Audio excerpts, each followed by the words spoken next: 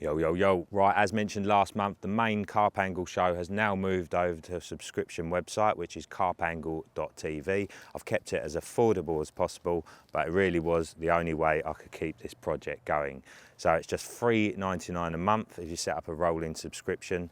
Now, there's been a couple of people who have said to me this month, I just can't afford to pay for that kind of thing. But if you think about it, $3.99 a month is absolutely nothing. It's like the price of a coffee from a garage or half a pint of beer from a southern pub. Appreciate it's a bit cheaper up north. And yeah, at the end of the day, how much do you value your own time at?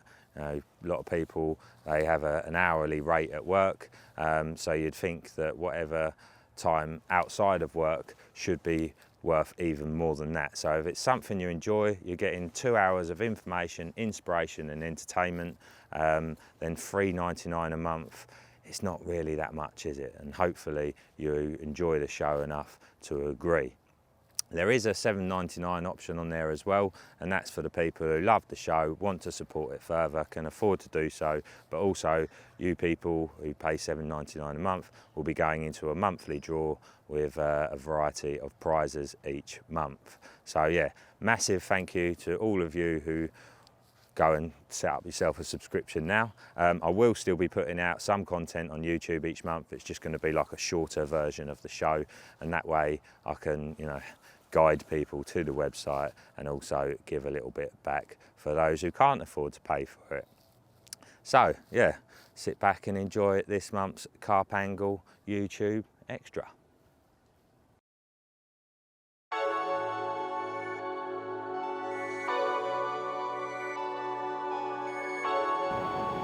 Good morning. Well, it is 5:20 a.m. I'm down at Cotton Farm and I'm just sipping on my first coffee of the day. I did actually get here last night, but I only had about an hour to get sorted before it got dark, and in that hour we had about 45 minutes of torrential rain, and I mean a proper torrential downpour. So didn't have time to do any filming last night. By the time the rain stopped, I had like 20 minutes to get sorted before it got dark. So rather than spend forever trying to find some little dinner plates or nice little spots, I just had a quick flick around with a lead, and out in front of me here, it's all seemed quite clear until you got to a certain line where the weed started.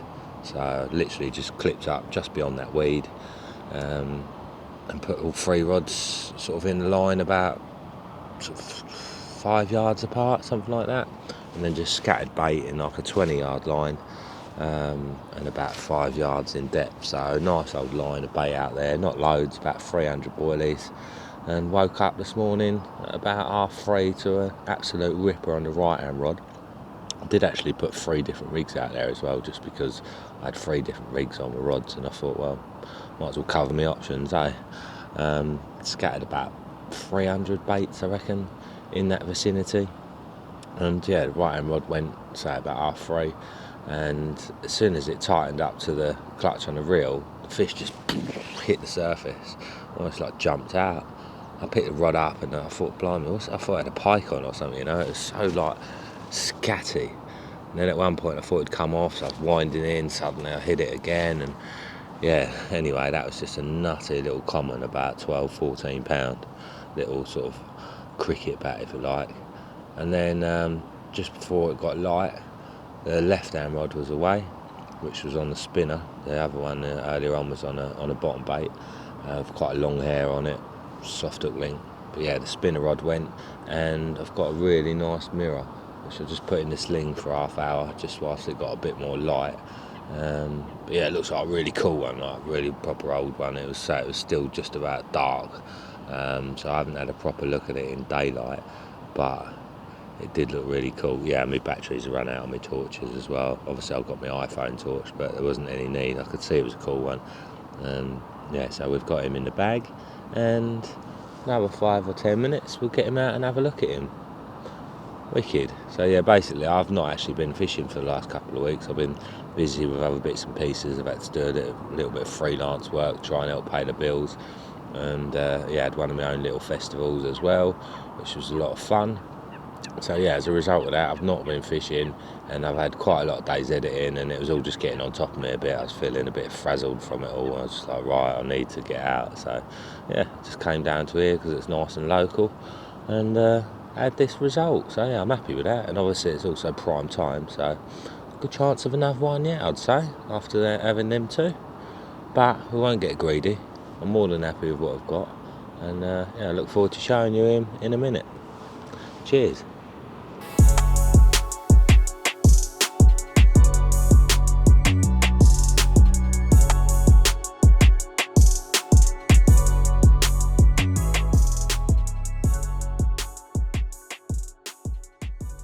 Well, check him out for a mega cool old character. Looks absolutely ancient. He's got a bit of a leany thing going on about him, innit? Obviously his mouth's seen better days. But yeah, proper cool old carp. And one I'm very happy with. So, top result after them couple of little stalking sessions up here. Fancy doing a night, because it does seem to be a bit of a night water. So yeah, top result. But yeah, a couple of quick snaps, and we'll get him back to his home because he's not very happy. He's obviously not a morning person. I know how you feel, mate.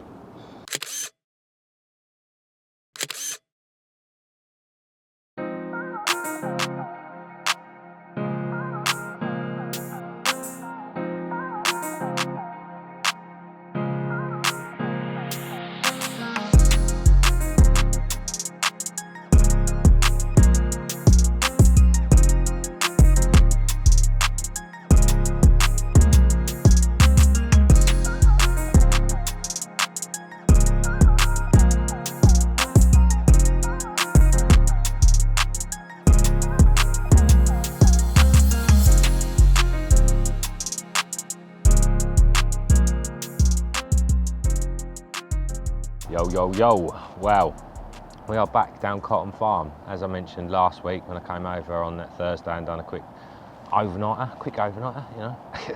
I thought I might have a little campaign on here because I've got quite a lot going on over the next 2 months. Haven't got a crazy amount of time for my own fishing, and yeah, so this is a sort of realistic venue where I can come down, I can catch the odd fish, and I've got a really nice target fish to go for, which is a mega linear, as I've already mentioned in the past. But yeah, it is quite a cool lake. It's a bit different because it's surrounded by offices, and you've got the pub to my right here. I've got down today, had a little wander around, and so I've had quite a lot going on lately and a few issues and what have you, and I just fancied being off the actual main pathway because it is a public lake and there are people walking around all the time. So I took myself down to one of the swims, which is actually got a little gate to it, which is nice, a little bit luxury. This one's just down by the pub. Pub's over to my right here, and then I've got a nice view down most of the lake. So yeah, that's always quite a key thing when starting on a new venue, and try and fish the swims where you've got a good view. I think on this type of lake, honestly, I think, you know, where it's not that big, the fish will be getting around quite a lot, especially at night time. So I think, you know, I imagine anyway, I might be wrong and we might find out this in future episodes, but I'm pretty sure that it's the sort of lake that if you fish well in any of the swims, then you should have a fairly good chance of getting a bite. I'm gonna just get me marker rod out, say marker rod, leading about rod. I've just got a 2 ounce lead on that, which is generally what I always use for leading about. You can smash it out over 100 yards, and it's rare that I'm fishing over 100 yards. So yeah, obviously it's a little bit more minimal disturbance, if you like, rather than using a massive lead. And I personally, because I've been using that setup for so long, I find that I can feel stuff a lot better with that. So unless it's really windy or I'm fishing a crazy distance out, which is very rare because I can't, then a 2 ounce lead for leading around is a much more stealthy option. But yeah, I was in no rush. I thought, well, I'll get my bed out, watch the water. Obviously, if I can see any bubblers where they're naturally feeding, then that's a good shout, or a much better shout than just casting around and playing a guessing game with what feels like a nice spot. So I made myself a brew, and going to sit back and watch the water for half hour before I do get that leading rod out. I'm in no rush. It is mostly nighttime water, so yeah, I think it's about 2 o'clock now, so I've got plenty of time. Oh, I've just seen one bosh out right down the far end. That's typical, isn't it? I do seem to like that area in the day. I've noticed that. I went round to that cafe the other day and one jumped out just about 20 yards out, and that was sort of mid-morning, late morning. So yeah, that's the other key thing, is trying to learn where they want to be at certain times of the day, and then, you know, if it's not busy, you can actually move about rather than just plotting yourself up for a few days in one swim. But as I said, I'm sure they're going to get about a bit in this lake, so we'll have a night in here and see how it goes and then take it from there. But yeah, I'm probably going to do 2 nights this session, because I did need a little break from the house and the screen and everything else. So yeah, a couple of little days plotted up on my own in this secluded little swim on this lovely little lake, fishing for some mega cool carp. Happy days.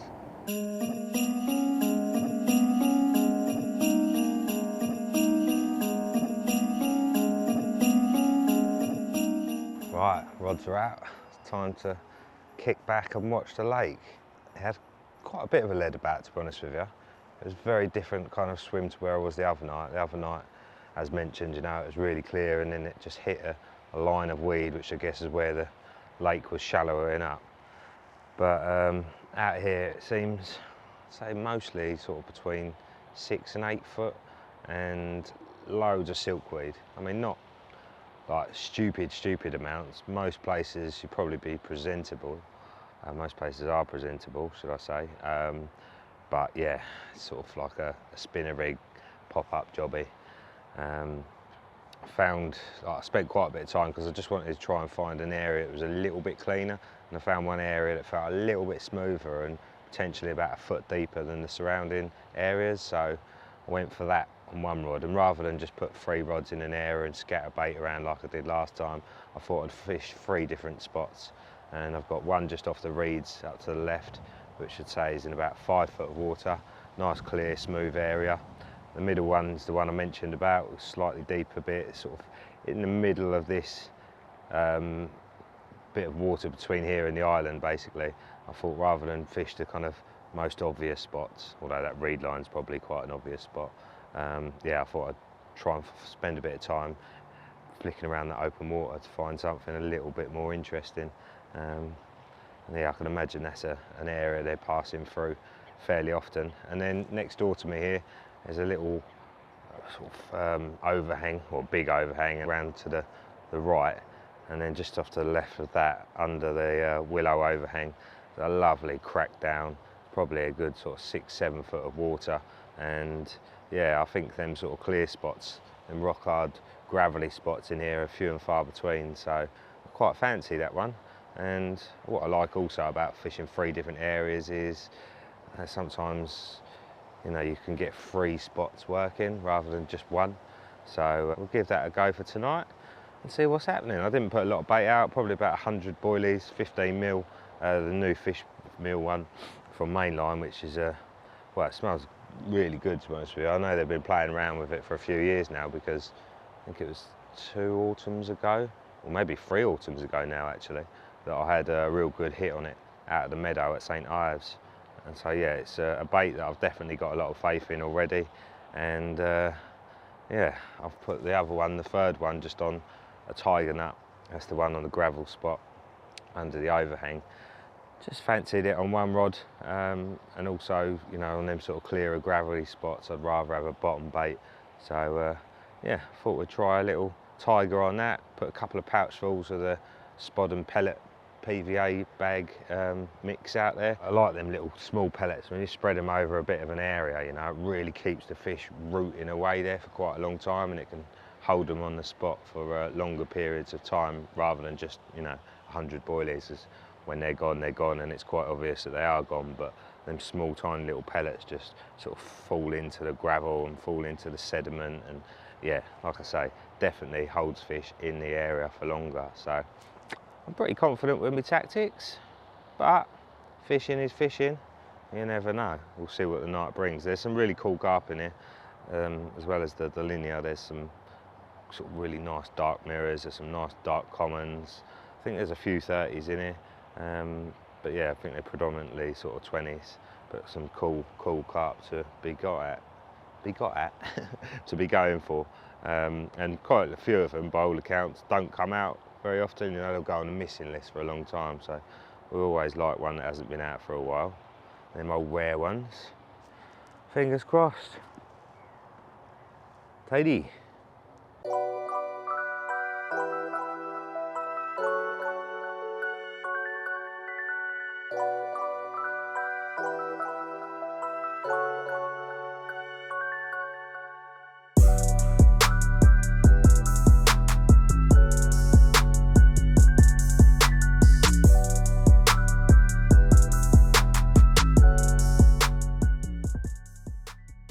Well, it's actually been a quiet old morning, to be honest with you.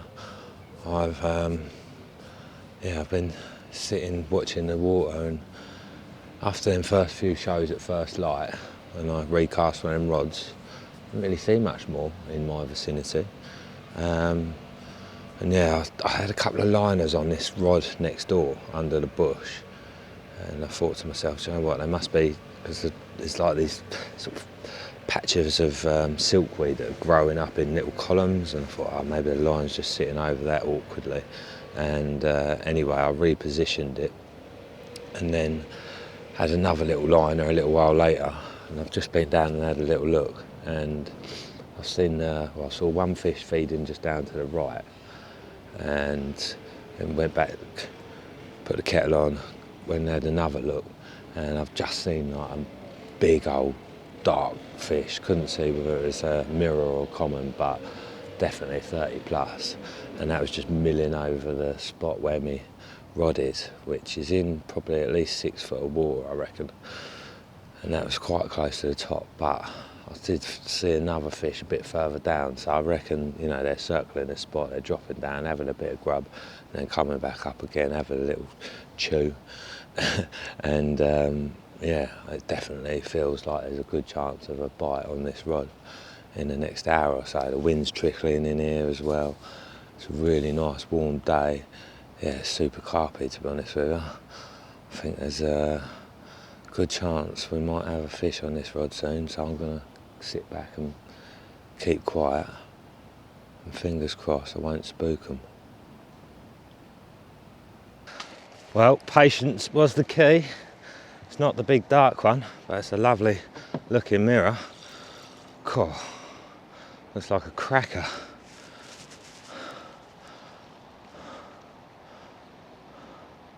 Oh, it's a linear as well. It's not the big linear, but it is a lovely linear. Oh, wicked. Quite a bit of weed wrapped around the line there.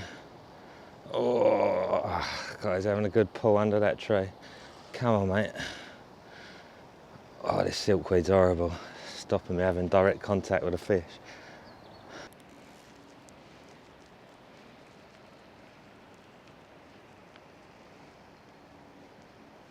Oh, God, it's pulling so hard.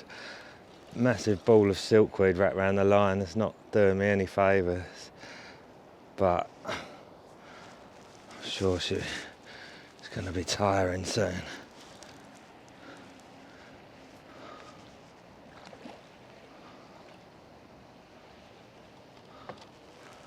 So she gets her head in that weed there. That should slow her up a bit. Put the old blinkers on her. Oh, she's off again.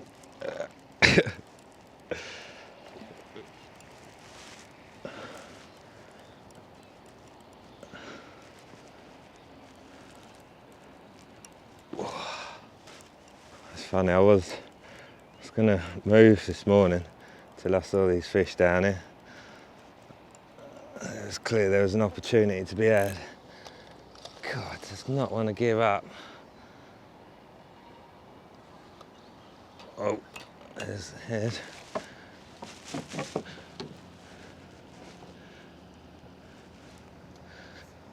Oh, she's coming in backwards now.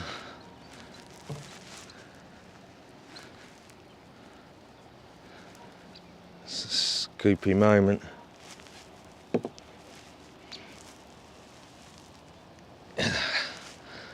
Nice. Lovely. It's quite similar to that one I had the other day actually. Very, very similar. Well, how's that for crazy? Literally 6 days ago I caught this fish, and when I sent a picture to Lee Jackson, who runs this place, he said it's a rare one, it doesn't come out that often.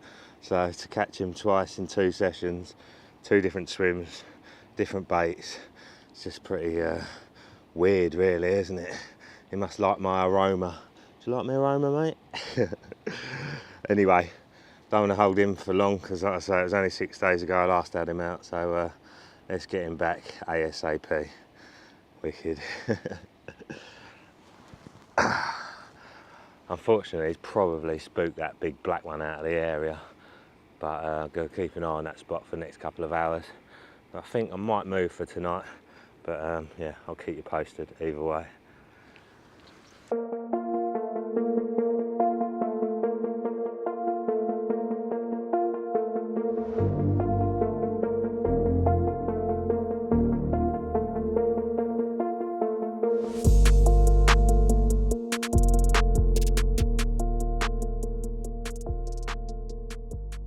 Well, I did give it another couple of hours round there, but no sign of that big black one, unfortunately. Spoke to Lee Jackson, he said there's 3 commons in here, which could be about sort of mid-30s or that kind of size. I think one of them hasn't been out for quite a long time as well. So what I've done is I baited that spot up, and obviously I didn't have anything in there at night. It seemed like it was a spot they visit in the morning, so hopefully he'll be back there tomorrow morning. And tonight I think I'm probably going to end up where I fished last week, because that seemed like a good night zone, a bit deeper out there. Obviously there's that nice area that I found, so yeah, that seems like a good bet for tonight. And then in the morning move around to there, or at least go and check it, see if he's about, or if any others are about in the restaurant dining for their petit déjeuner. But for now we are in the moment, truly, as it should be. So come for a little walk. And what I find on these kind of smaller venues that don't get a huge amount of pressure is that when there's very little pressure on the lake, the fish will act as they want to act. They'll be in the areas they want to be, and you'll find that, you know, they do want to be in different parts of the lake at different times of the day for various different reasons, albeit, you know, sunlight, wind, or, you know, the sort of depths. But yeah, so I've managed to find probably half the stock of the lake, I reckon, just out here in front of these reeds in this big shallow area. Looked like there was loads there. I didn't hang about too long. I was just like, right, I need to get round here. So packed up my stuff. I left my bed and my bivvy around there, locked behind that gate, and I'm here with one rod on the money, hoping that it's only a matter of time. I should have just pulled the bag in really, but it's a little bit awkward with these reeds, and I just thought, oh, do you know what, I'm only swinging it out anyway. So I've swung it out fairly gently and then just pulled a, oh, might just be the reeds. Oh, had the old heart going. Yeah, then just put out a handful or so of pellets with smart liquid and some crushed boilie in there, just over the top of it, extra bit of scent in the area. Yeah, feel pretty confident, fingers crossed. I shall keep you posted.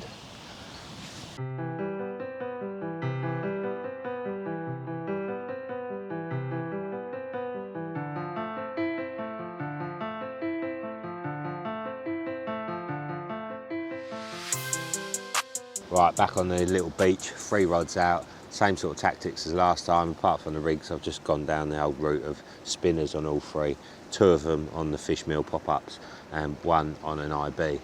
I've spread about 1.5 kilos of boilies over the area. Each rod's probably 5-6 yards apart, so yeah, nice spread of bait, and it's the fish meal in 15s and 18s smothered in smart liquid, the fish one, which absolutely stinks, and I'm certain that they love it. And I think because there's a bit of water movement in this lake that's created by all these fountains and aerators, I think that, you know, that can really help to send that signal off to where it needs to go. But yeah, running leads on all of them, super slack lines. I'm obviously going to put my bobbins on, but just think that, you know, I've said it a few times before, but there's no point dropping the lead constantly if you don't need to. We need to think about the future of our lakes, and dropping leads into them constantly is not going to be doing them any favours in the future. So the other thing with that is it enables you to fish a really slack line, so fish are very aware of lines, and on pressured lakes and small lakes like this, once they know the lines are there, they'll feed more cautiously in the area as a result of that. So the more you can do to make them unaware of your presence, the better. And lastly, I just find that you get brilliant indication with running leads, and you can fish quite a nice long drop on your bobbin, and every bit of movement with a fluorocarbon mainline that's sort of slack but tight, if that makes sense. Yeah, you get every little bit of indication on there, and also the fish can't use the lead to shake the hook. So yeah, many benefits to a running lead, but obviously not ideal in every situation. There are some times when you do need to drop that lead, but here we don't. Right, time for a brew, and hopefully we're going to have one or two in the hours of darkness tonight.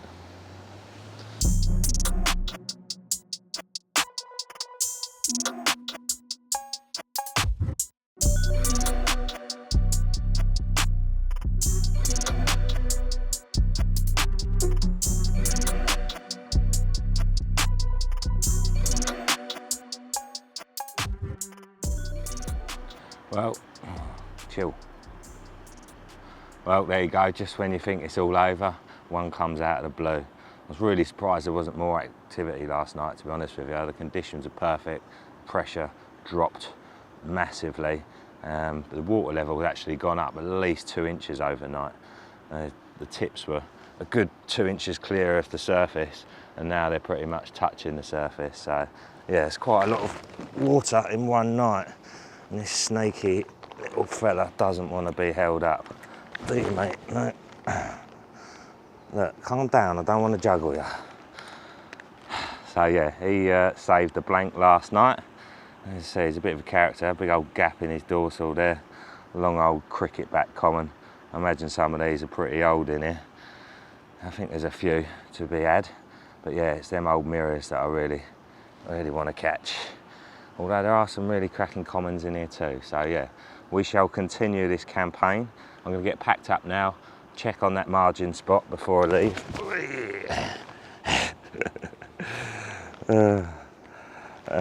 Yeah, hopefully there might be one or two in there having a little munch, and I'll give it an hour or so on that spot. Right, we're going to have to get this fella back because he clearly doesn't like being held by Mr. Morgan. Time to go home, fella.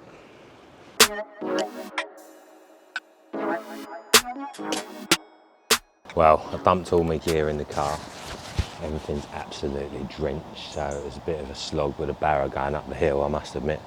I must be the only numpty out there with a power barrow who doesn't use it as a power barrow. Just because I need the exercise more than anything, to be honest with you. But yeah, it is a bit silly having such an expensive bit of kit when you don't use it. But like I say, every little bit of exercise is good for me, so I need it. Right, once I put the gear in the car, I come back to that spot and stood here for about 15 minutes, and I was thinking it just looks perfect. I can see new spots that have formed in the area, glowing patches. They've obviously been in there troughing that bait overnight. The wind's blowing down here, we've got low pressure. It just looks perfect. It really does look bang on. I thought I'm going to stand here until I see one.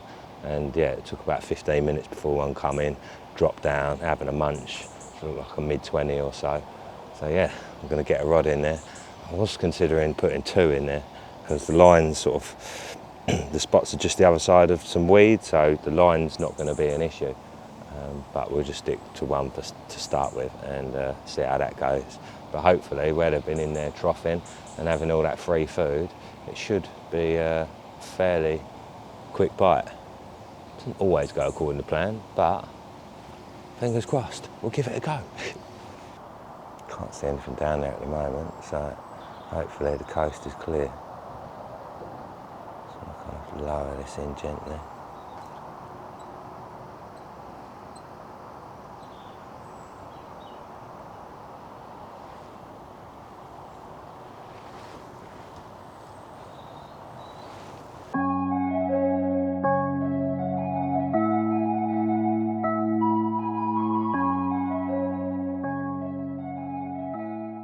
there's some big fish feeding down there. Just watching one of them, it looked like it was just about to approach the hook bait, and then I think it saw me and sort of moved off, but there's 3 or 4 down there. Keep visiting the spot and then going off and doing a loop, so so exciting watching them, but I think I always spook them, and I think it must be my heartbeat they hear. Yeah, I'm half considering sticking another rod down there, because there's a little spot to the right they keep dropping down on, and I reckon I can get 2 rods in there without it being an issue, because they're so close in. Buzzing. Right, yeah, I couldn't help myself.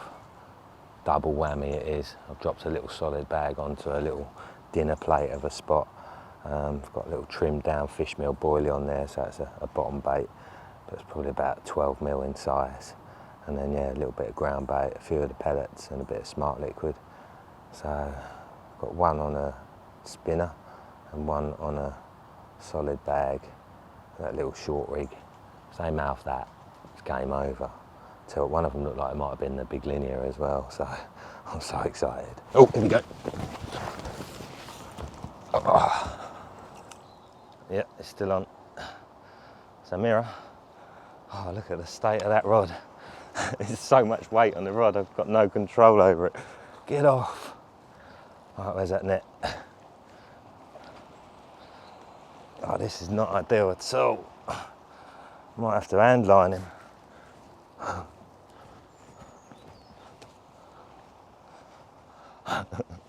Oh, this is a joke. It's going to have to be a hand line situation.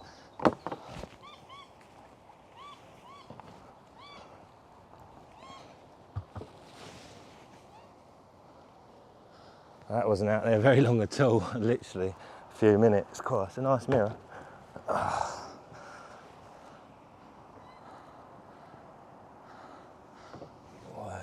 Got to be careful when you're hand lining them. Just allow it to have line if it needs it. Go on then, mate. Go on. Yes. Woo-hoo-hoo. I didn't think I was going to get that one in. It'd gone under this tree over here. It was boiling up the other side of it, but I think in some ways that weed might have even helped me. Whee! We've got one. Well, that was a bit of excitement. A few minutes in the right spot. Well, with one rod anyway. The other one had been out there about 20 minutes, I reckon. Yeah, a little solid bag, dropped onto a little dinner plate. Tiny little bottom bait on there with my normal little solid bag rig. And yeah, literally 3 minutes, I reckon, that was out there before this one obviously dropped down. First suck on that bag, and he was obviously nailed. Lovely dark old character, probably about 24, 25 pound, I reckon. So yeah, another one of Cotton Farm's little gems. Nice to go through them slowly, and hopefully that linear won't be too far away. But yeah, I'm enjoying it down here. It's a cool little place, nice and local, so I'll be able to get down fairly regularly and hopefully meet a few more of its characters. Happy days. All right, dude. Thanks for the visit. Time to get you home.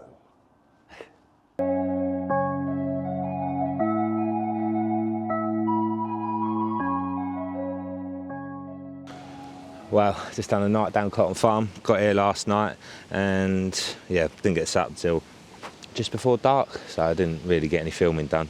And woke up this morning shivering all over, banging headache and not feeling good at all. I had a little stocky at about 7:30 and thought, oh, maybe I'll just go back to bed for a bit and maybe I'll feel better in a couple of hours, but sadly that wasn't to be. And yeah, Joey's feeling rough as you like. Just literally got the barrel loaded, the rods were still out, which was probably a mistake because one of them went. I'm not complaining, it's an absolutely lovely dark common, probably sort of getting on for mid-20 or low 20, so somewhere between 20 and 25 pound, but a cracking dark fish, and yeah, put up a good scrap for itself too. But I'm literally just week as you like, and even getting that barrow around to the car is going to be hard work, so I'm not getting him out. Just going to release him here. I'll try and give you a little look, a little looky, because he is a cool one. Yeah, look at that, lovely. Go on in, mate. Oh, didn't have the energy to lift him up, I'm afraid. Right, time to get home and get to bed, get some vitamins, and try and sweat this out of my system, whatever it is. Nicht gut. See you soon, Carp Farm. I'll be back. Wow, look at that for an absolute cracker. 30 pound of mega Lynch Hill Willow Lake common. Just been up here doing a bit of filming with Terry Dempsey for his Urban Baits channel, and yeah, obviously it's rude not to get the rods out and have a little go myself, and was rewarded with this mega fish. He's bleeding a little bit out of the gill, so yeah, we're going to get him back. But what a result. Lovely carp. Happy days.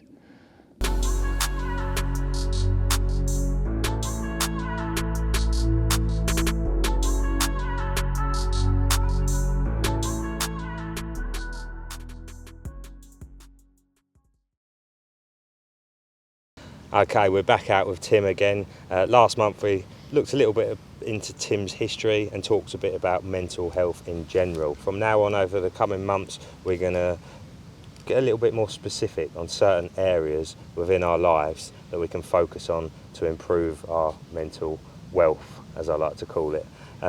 So yeah, obviously seasonal, well, we're just into a seasonal change at the moment, aren't we? We've got leaves falling around us and conkers landing on the ground not far away, which means that we're not far off of winter, are we, mate? Which for me is a bit of a hard time of year, and I'm sure many people, I've definitely suffered with that SAD, seasonal affective disorder. Yeah. But yeah, have you've got a few insights that you can share on such things? I think, Joe, where you and I are aligned is that we're very clear that we have a thing, and that thing, for me, rugby coaching now, and for you, fishing, massively benefit how we feel, and ultimately how that benefits specifically our mental health. It's slightly odd at the moment, isn't it, that it's still 20 degrees, 21 degrees, and what are we, the middle of October or something? But this is something that I thought a lot about last year, was consciously coming into winter, and I think we're going to enjoy this weather for a good few weeks still, but winter is a long, hard time for a lot of people. Statistically, it is the hardest time of year, and that's for a number of reasons. A lot of people struggle with their mental health. Christmas brings with it a sense that we should be doing it in a certain way, celebrating it in a certain way, and that often brings up memories for people. They reflect on the fact that they're spending maybe Christmas alone, or certain people should be there that aren't there anymore. So we attach a lot of meaning to events like Christmas, but as a standalone thing, the winter is quite hard to navigate. I know my season carries on regardless, but you will probably fish slightly differently in the winter, but you're very conscious, we talked about it before, that you've got to keep it going. You can't just put the rods down and come back in 4 months' time, because we know that our thing serves us, and particularly serves our mental health, so we don't want to put it down for 4 months. So I suppose, what is it about this sport in particular that you have to pull through the winter to keep you in a good place? What do you think? Well, again, it just applies to the same sort of rules, really. Just outdoor, being outdoors. Yeah. Obviously, vitamin D levels are, a lot of people suffer with that and don't even realise it, so that's something to always be conscious of, isn't it? It's worth supplementing on vitamin D in the winter, but yeah, because of them low levels of daylight hours, the cold, it's often quite grey and miserable, isn't it? You have to sort of be aware of that effect, the effect that has on you, don't you, and be conscious of it. And I think you can, if you're aware of it, then you can potentially do something about it, can't you? When you're not doing something that you constantly rely on, I think it's quite easy to lose track of the benefits, and if you get for example, if you get stuck in a rut and you don't get out for a number of weeks in a row, you would expect to get quite irritable and feel like you're missing out. But if, for example, for someone work then completely took over, they would start to move away from those benefits that they were experiencing day in, day out to a different set of circumstances. And I think that's what we need to be wary on when we rely on something. And I mentioned in the last episode that there's this idea around time, space and permission. And permission is directly linked to this idea of guilt. If we want to get the benefits from an activity, we've got to recognise sometimes guilt plays a part. We need to counter that by giving ourselves permission or getting permission to do the thing. And then, of course, we need to create time and space to be able to do the thing and do that regularly, ideally. And I think when there are other things going on, like a festive season, or it's just a different time of the year, sometimes it can be difficult for people to maintain a routine that they're ultimately relying on. So I would just recommend that if everyone can latch onto this idea of the need to create time and space regularly for the benefit of their own self-care, like that's the first thing to nail down, and just be conscious of whether guilt plays a part in you then going to take part in that activity. And if there is a barrier for someone, how do you need to generate the permission to go away and do it guilt-free and get all the benefits out of it? So structurally, from what I've learned over the years, that quite often is an important thing because it's a blocker for people. Definitely. And I think at this time of year, I'm guilty of it myself. It can be a little bit of a fair weather angler, and it's sort of kind of, you get put off going out, but you don't have to be out for days on end. No. And that's what a lot of people get into their head. They only go fishing for sort of 2 or 3 days normally. Yeah. But you can literally just go out for a day. Yeah. And I think it's better in those circumstances to not be fishing somewhere rock hard, because fishing is hard in the winter. Yeah. The fish's metabolism slows down. They're not eating as much. They're not moving as much, and they can be very hard to catch. Yeah. So if you go to a lake that's got a lot of fish in it, and you just for a day or half a day or whatever, and you get that result, then it gives you all of this that you need. Yeah. Presumably it relies on a bit of feedback, doesn't it? As you say, getting bites and stuff. So if that's all you manage to get, if you're out for the day, then at least you've got something from the experience beyond being out in a bit of weather and fresh air. I mean, obviously not always going to catch, and that's the reality of fishing in general, isn't it? But just pushing yourself, not making it a massive ordeal in your head, because I think that's the thing. You create this stumbling block, which you don't want to get past. But in reality, once you've got your gear in your car and you're down the lake, you're like, oh, why did I make such a big deal of this? It's good to be out.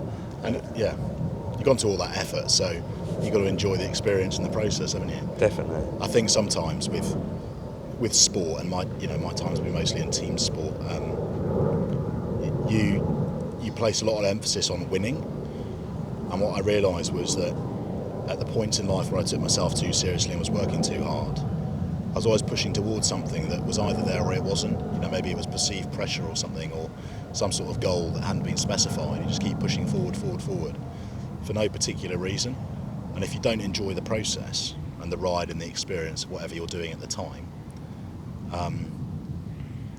it's not that much fun, and years can fly by. So I think any activity people are stuck into, enjoy the journey. Yeah, I can see that in fishing, and I can see it in golf. Although I think that comes with a lot of frustration for people, particularly people that are starting out in it.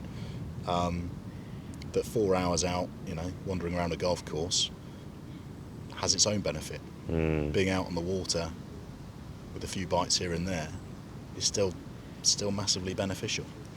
But back to this idea of the seasonal struggle, I definitely picked up on it. It was a hard winter last winter, and so I've come at this one with much more consciousness of being prepared for how I'm not only going to get through the winter, hopefully getting fitter and all the rest of it, ready for next spring, summer, but it's still a time of year that you can really enjoy if you've got the opportunity to set yourself up for it, rather than just hoping for the best for 3 or 4 dark months.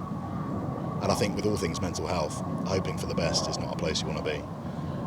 We want to build belief that if we're in a dodgy spot, there is always something that we can do, to either protect or to improve that situation. Okay, a picture that paints 1,000 words out of me Carp Life diary. Undoubtedly, it would have to be the capture the Black Mirror, 2008, July 2008. And obviously I was absolutely euphoric on the capture of that fish, as you can imagine, and I'd worked so hard for it, all those miles travel backwards and forwards from Somerset to the Mere, from Colmere and back. So the first call I wanted to make was back home, and then I spoke to my son and my daughter, and they realised how much that fish meant to me. And they straight away, well, within half an hour, because it was like on a Saturday morning, I think it was about 7 o'clock in the morning, 7:30, but they knew what it meant to me. They knew how hard I'd worked for that fish, all those miles I'd travel backwards and forwards from Colmere to Somerset, 320-mile round trip journey. And my son and his partner at the time, Rose, and my daughter and her partner at the time, Dean, got in their separate vehicles and travelled the 320-mile round trip to come to the Mere, which in itself was massively hostile, as you can imagine. Walking around the place wasn't no easy feat, so I'd sort of directed them in and met them at a certain point. And yeah, it was that picture where we're both holding the Black Mirror, and I've got them all around me. And I think if you just look at the picture, you'll see that it paints 1,000 words, from everything that you can, all sorts of emotions and feelings running through you. So, the probably the epic, one of the most epic, without sounding too biased, one of the most epic carp pictures of all time, simply because I'm surrounded by my family. So that would definitely be the, my sort of picture paints 1,000 words for sure. Now, if you're going to be out fishing in the cold, you need to be sure that you are fully prepared for it. If you're not warm and you're not cosy, you're not going to be enjoying yourself, and as a result of that, you're not going to want to be there. So today we're having a look at the new Tundra gear from Fortis, which has been made to the highest spec possible. Now, a lot of fishing companies will go to a factory, they'll pick their clothing, they'll have their logo slapped on it, and then it'll go on the shelves, whereas Fortis like to go the extra mile. And what do I mean by that? Well, first of all, this gear has been in development for nearly 4 years now, I believe. So, it's been through a few winters, some of the harshest conditions that you're going to face whilst fishing in England or in Europe. And rather than just take something off the shelf, they've actually sourced the materials from different places, and they get sent to the factory that puts it together under their own specifications. And they've actually been looking at the skiing world for inspiration. So, the insulation that's used in these is called Primaloft or Primaloft, and that is something that you'll find in a lot of the high-end ski gear. And as a result of that, Fortis actually have to get a license to be able to use this material. It's actually rated to -15 with the salopettes and -20 with the jacket. So that any conditions that you're going to face in Europe whilst carp fishing, you're going to be absolutely cosy and snug whilst wearing this kit. Now, as far as features are concerned, we've got 2 big pockets on the jacket, which are lined with a lovely snug and warm lining to keep your hands super warm. There's also the pockets on the inside, which is sort of mesh, elasticated mesh. And then there's also your phone pocket or your receiver pocket, if you like. But the clever thing about this is, rather than have it on the inside and you have to open the main zip and let all the cold air in, the zip runs alongside the main zip, so you can access it without letting the cold in. Simple little feature, but a great idea. Now, the material itself is Triflex. It's been well, it's rated to, was it 25,000 mil hydrostatic head, which is as high as you're going to get it in the fishing industry. What that basically means is how much water pressure it takes before it actually allows water through it. Like I say, you're not going to find anything else in the fishing industry that's rated as high as this is. And the same on the breathability factor as well. Super breathable stuff, so you're not going to be getting sweaty and clammy. You're able to stay warm, and it's breathable material at the same time. So moving on to the salopettes. Now, if you've not worn a pair of salopettes before, you really don't know what you're missing out on. Normally, you know, when you've got your normal trousers and a normal jacket, the cold air is able to get in through the sides here, but because the insulation on these goes all the way up to, well, just underneath your armpit and all the way up your chest, held in place by these straps, then that cold air is not able to get in there, and I cannot tell you how much of a big difference this makes whilst being out on the bank. All the flaps, the zips, have obviously got their stormproof flaps on there, so they're fully waterproof. And again, with the mobile phone stroke receiver pocket, they've done exactly the same thing. They've run it up the side of the main zip, so you haven't got to let the cold air in to access that. So moving down to the legs, on the bottom here you've got a nice long zip with that storm flap covering, so there's no chance of the water getting in. And then the reason for that is obviously you can put your wellies on and then zip it down over the outside of them to keep you all snug and warm. Now, they're available in the DPM camo or in the olive. I've gone for the camo trousers, or salopettes, sorry, just because if you're kneeling down, then obviously they're going to end up getting a little bit dirty around the knees, and the camo just camouflages that dirt, if you like. Now, I was only given these yesterday, so I've not been able to give them a full test yet, but I did have a walk in the jacket last night and it was super snug, and I've had them on this morning in temperatures of about, well, when I got here I think it was an air temperature of about -1, and yeah, I have been really warm and cosy since I put these on. Now, moving on to the actual hood of the jacket itself, again, super lined, thick, cosy hood, which has actually got a toggle on the back, which when you tighten it up, it pulls it tighter against your head. So I've actually already got that tightened up. So if I loosen that off, you'll see, you know, there's quite a lot of space in there, quite a lot of space where the cold air could get. So if you just tighten that up at the back, it just pulls it in around your ears and keeps your head nice and snug and warm. It's also got the storm peak on the top here, which is kind of adjustable, as in, you know, it's got rigidity to it, which can be moulded to the shape how you want it. Now, the material itself is actually known as Triflex, so it's super flexible material, super durable, it's fully waterproof, fully taped seams, and what I've noticed about it is it's not restrictive in any way, shape or form. So when you need to be casting or moving about, you know, there's no restriction there, even when it's fully done up. Plenty of movement in the arms. If they be casting, going to have no issues whatsoever. So as I said, you know, this is the highest spec, warmest clothing that you're going to find in the fishing industry. It has been tested over 4 years, so, you know, it's been put through the most severe conditions and has proved itself perfectly well. Now, another nice little touch with the jacket is this little section of soft material up the top here, and what that means is that when you're fully zipped up, your chin is not rubbing against the cold zip. Nice bit of attention to detail there. So yeah, I think that runs through most of the main key features. Obviously you've got adjustable cuffs here, and then you've got a lining inside that as well, which you can put your thumb through, keep your hands nice and snug, but that lining also just ensures that the cold air can't get up your sleeves, and yeah, you're going to keep lovely and warm. So I must say, fully impressed with this. Now, obviously, when it comes to the price of the Tundra gear, you're not looking at the cheapest stuff on the market. This has been made to the highest spec with the highest quality materials, 4 years in development. So, you know, you are going to pay a bit more, but like I said, you know, you're not going to find anything in the fishing world as warm and cozy as this, that's been designed to such a high spec. And the best bit about it is you could actually be in with a chance of winning a set for yourself.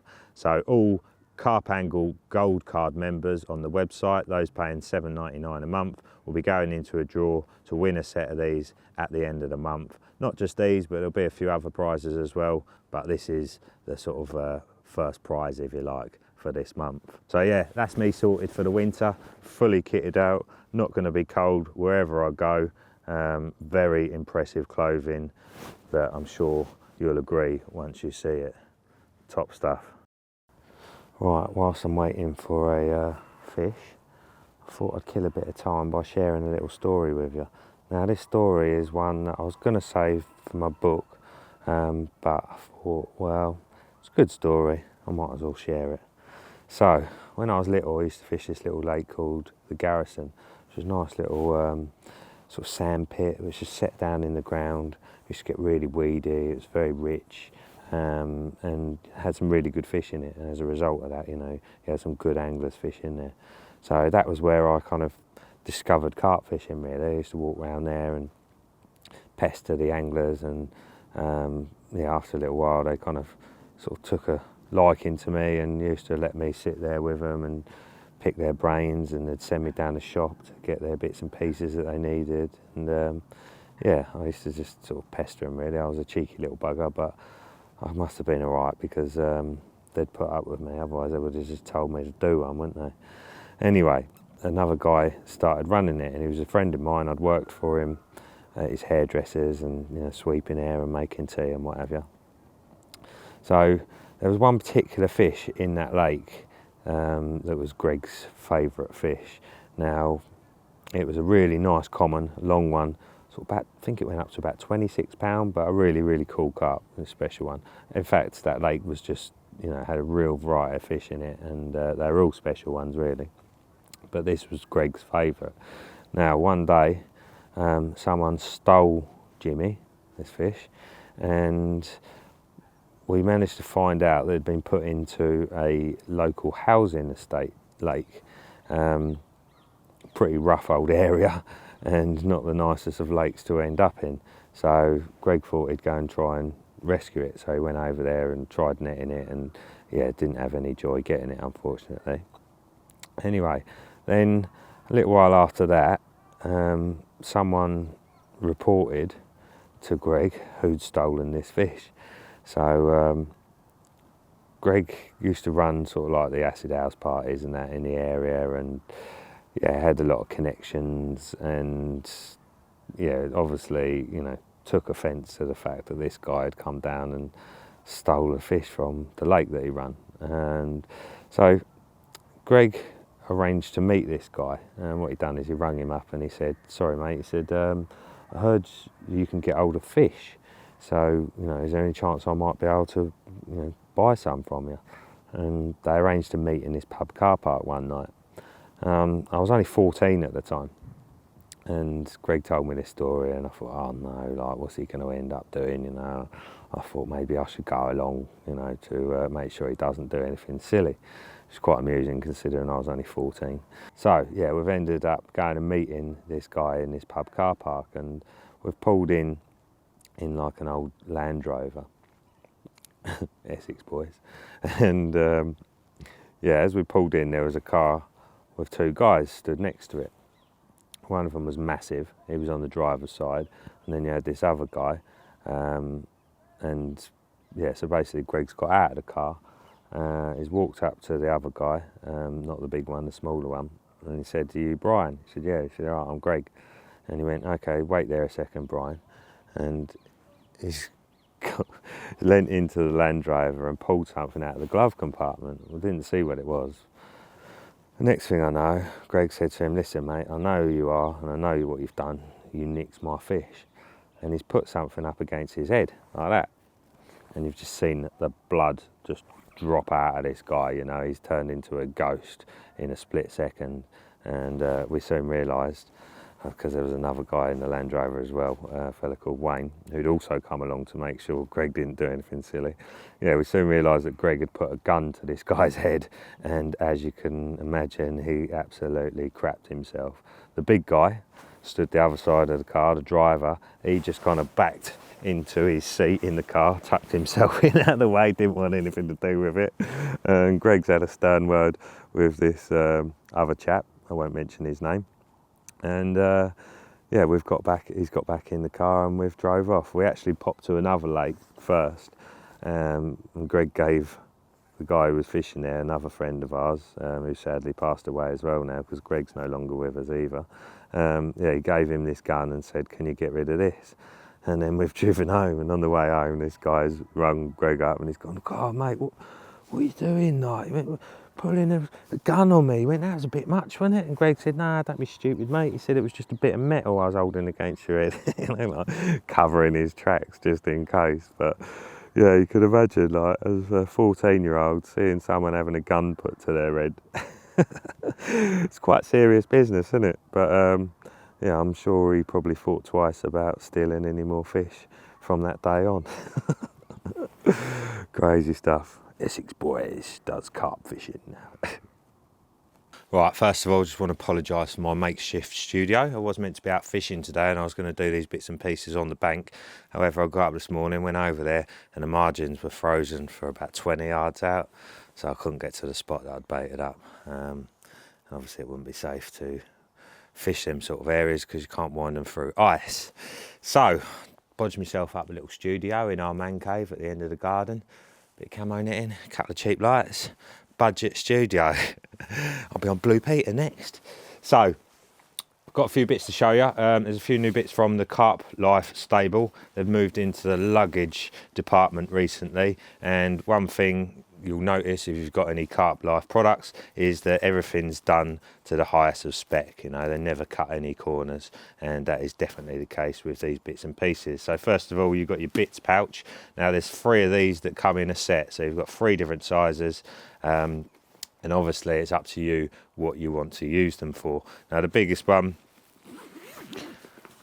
plenty of space inside, nice bit of padding around the edges, the top and the bottom, and then a reinforced base which is also waterproof to stop the water seeping through there. Good quality zips, nice logo on the front, and as I say, 3 different sizes of those. I've been using these the last month or so, and in the medium size one I've got my hook links and my hook sharpening clamp, hook sharpener, a few Kamakuras in the top there.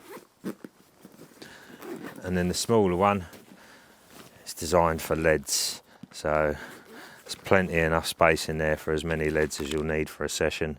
And obviously again, because it's super tough material, it's super padded, then it's going to be the perfect little case for those leads. Also got a few lumps of foam in the top there because I'm a bit tight, so I just chop them up when I need a zig. The artful bodger. So yeah, really good quality stuff. They've also done a scales pouch. Now they've actually done 2, one for your digital scales and one for your dial scales. It's the dial scales which I use, the old Rubens. And then inside there's a dividing flap. Take them out, which allows you to put your weigh bar in there and your carp gear kit in there as well, or anything else you want to keep to hand. And then on the top there's a nice little carrying handle on there. Again, waterproof base, just to make sure that the water's not seeping through it. Now, also in the Carp Life range, or new to the Carp Life range should I say, is this ridiculously snug pillow. Now I am a big pillow man. I can't sleep well if I've not got a good pillow, and I'm quite fussy when it comes to them. So this one I've been using for last month or so as well, and I can't speak highly enough of it. The soft touch is absolutely lovely. It's got a removable outer, so you can wash it when you need to, and plenty of padding, but not too much. You know, some pillows are a bit too high and a bit too stiff, aren't they? Well, this is very forgiving and super plush and soft. But don't worry, you're not going to be winning my one. I've got a new one of them for you. We've also got a book from Willmott. which is Carp Life 2. Now, Mike's written 2 books over the years. This is his second one, obviously. Loads of great stories in there. There's the Black Mirror story in there. There's some of his foreign travels, when he was down on the levels, I think they call it, down the river in Somerset. Yeah, so plenty of entertaining stories and epic photos to go with them. Mike is an absolutely lovely chap, who's got, well, as you've seen, a huge wealth of experience and lots of stories, and is a good storyteller as well. So if you wanted to order that, they're still available. Carp Life 1 has sold out, but Carp Life 2 is available from the Essential Baits website. But that is one of our prizes for this month. Then we've also got a Finding the Time to Cast book, which I've mentioned before in the past because we had a set of them to give away for prizes. That's compiled by Chris Curry. There's various different guest chapters in there, as in like the whole book is just guest chapters from a variety of sort of anglers who, fish when they can. They're family men, working guys, and they still catch a hell of a lot of carp. So yeah, some interesting stories from some people that you may not have heard of, some that you would have, but by all accounts is a very good read. I haven't actually got round to reading it myself yet, but I will one day because I've got one on the shelf too. Also got a set of Jag Black Pro Light 2-rod buzz bars. Super neat, super tidy, lightweight, and obviously made to the highest degree of spec. Jag, really good quality stuff that lasts and lasts. And then obviously I've already mentioned the first prize, which is the, as modelled by me, Fortis jacket, the Tundra jacket, which also comes with the Tundra salopette. So that is a fantastic prize, high value prize, that one. And yeah, we've already talked about this in this month's show, so I won't mention it any further. And last but not least, something to put on your Christmas list. We all love socks at Christmas, don't we? No. However, we do love waterproof socks. Now, if you've not worn waterproof socks before, you're missing out. I've been on them for about 20 years now. Not the Fortis ones. I've only been on the Fortis ones for the last few years. But yeah, when the original ones came out, I was straight on them because I'm one of these wallies who tends to wear old trainers fishing rather than a decent pair of footwear. But even if you are wearing a decent pair of footwear, these over the top of your socks will guarantee that you keep snug and warm and obviously 100% dry. They are a big edge, and I'll highly recommend you sticking them on your Christmas list. You never know, you might end up with a pair in your stocking from Santa. Right, so yeah, I think that's it for the prizes for this month. So if you'd like to be in with a chance of winning these prizes, all you have to do is have a gold card membership on the carpangle.tv website, which is $7.99 a month if you want to be in the draw, or if you just want the show, it's $3.99 a month for a recurring payment, or $4.99 a month if you just want the one-off show.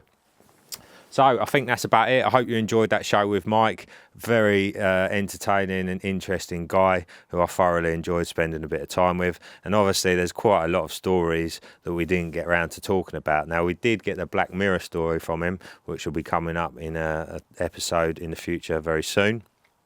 But there's lots of other stories that I'd like to hear from him. So hopefully, maybe I'll get back down his lake next summer and can try and settle the score from them tricky old carp. But obviously, at the moment, it's blooming cold outside. If you are out there having a little go, fair play to you. If you're not, just try and get yourself outside, because, on these bright days, even when it's crispy and frosty, it can be massively beneficial for your mental wealth to get out there and get a bit of the old outdoors energy. It's been scientifically proven now, even when we don't catch, it's good for our mental wealth. So yeah, obviously Christmas just around the corner. Good luck with all your Christmas shopping and all that. I'll be leaving mine till Christmas Eve, as always. No, I won't. I'm going to try and be a bit more prepared this year. But yeah, I hope you have a fantastic month, and thanks again for all those who've contributed over the last few years and those who are continuing to do so by subscribing to the website. I'll see you in 1 month's time. Oi oi! Well, as a lot of you who watch the show regularly will know, I like to get some anglers on Carp Angle who you don't necessarily see all the time. You either sank or swam on your knowledge to create a decent bait. And I remember that the first time I used it on there was a 48-hour session, and I managed to catch over half the lake's population of carp in one session. And he just looked up at me, he said, "Mike," he said, I just think you've had Frampton's first 40 here." You used to get people come past and shoot your marker float with air rifles and everything. He said, "You've got one on and it's fighting like..." I went, "No." And he's overtook us, but like Superman, right? They were mega days, mate, never recreate them,